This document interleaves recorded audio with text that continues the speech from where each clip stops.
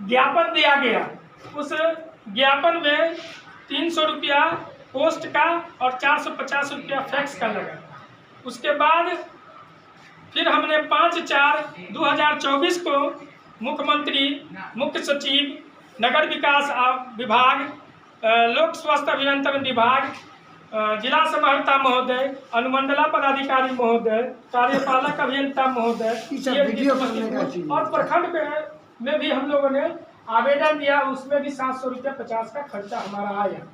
हमने उसके बाद फिर 30/3/2024 को बिहार राज्य अनुरक्षक संघ समस्तीपुर की जिला स्तरीय बैठक हुई ज्ञान सरोवर पब्लिक स्कूल में, तो 272 रुपया खर्चा हुआ। उसके बाद 10/4/2024 को वारिसनगर का दौरा किए, 15/4/2024 को खानपुर में दौरा किए, 18/4/2024 को कल्याण बंद कीजिए। उसके बाद हम इस तरह से हमने जो खर्च किया 8,040 रुपया, हमने हमेशा तमाम बैठक में जितनी खर्च हुई है हमने दिया है और खर्च किया है। हमने किसी अनुरक्षक से नहीं मांगे, लेकिन अब संगठन बहुत बड़ा हो चुका है। अब संगठन के लड़ाई लड़ने के लिए हम तमाम साथी से सहयोग मांगेंगे और संगठन कैसे मजबूत होगा हमारा, और कैसे हम संगठन को आगे ले चलेंगे, जिससे हमारी जो मांग है सरकारी कर्मचारी का दर्जा, हम अनुरक्षकों को नियमित किया जाए, हम अनुरक्षकों को मानदेय का भुगतान किया जाए, हम अनुरक्षकों को यह वीडियो जो हम अनुरक्षकों को जो मानदेय भुगतान अभी तक नहीं हुआ उसका भी भुगतान कराया जाए।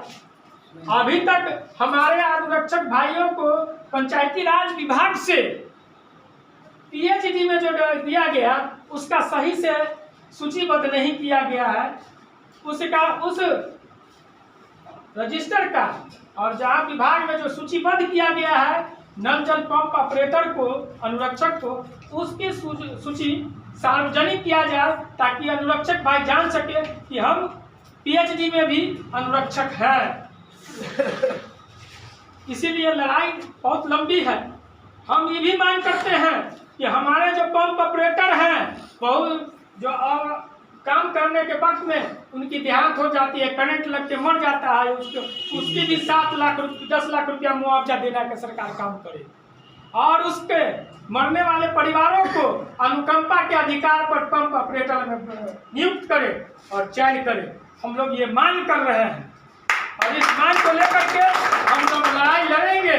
आज समस्तीपुर के धरती से लेकर के पटना तक हम लोगों ने मीटिंग किया है और आंदोलन का रूपरेखा तय किया है कि अब हमें समस्तीपुर से निकल करके पटना के धरती पर हम जब तक आंदोलन नहीं करेंगे, विधानसभा घेराव नहीं करेंगे, अपने हक अधिकार के लिए सचिवालय में अपनी मांग को नहीं रखेंगे, पंचायती राज विभाग में नहीं रखेंगे, तब तक हमारे समस्या का समाधान नहीं होने वाला है।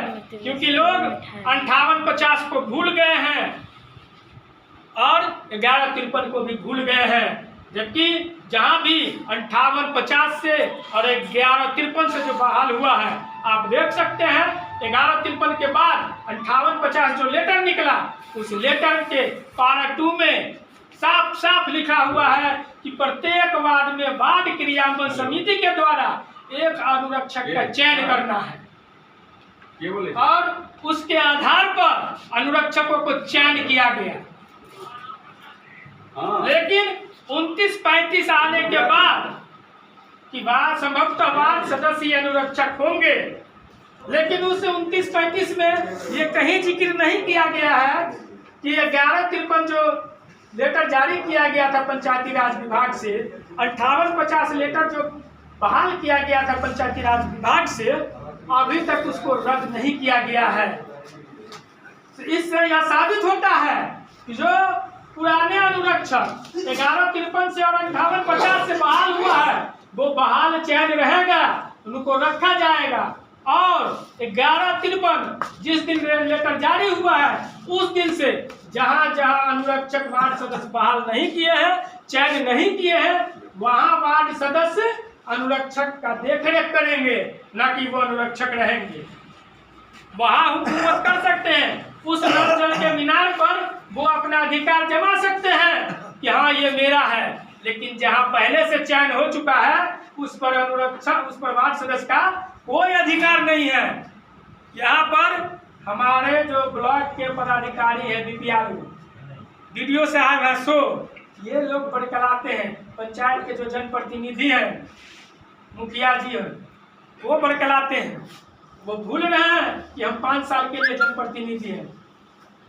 5 साल के बाद दूसरा आएगा, हम अनुरक्षकों के तो नजर से गिर जाएगा ना। जो वार्ड सदस्य हमको चयन करके दिया है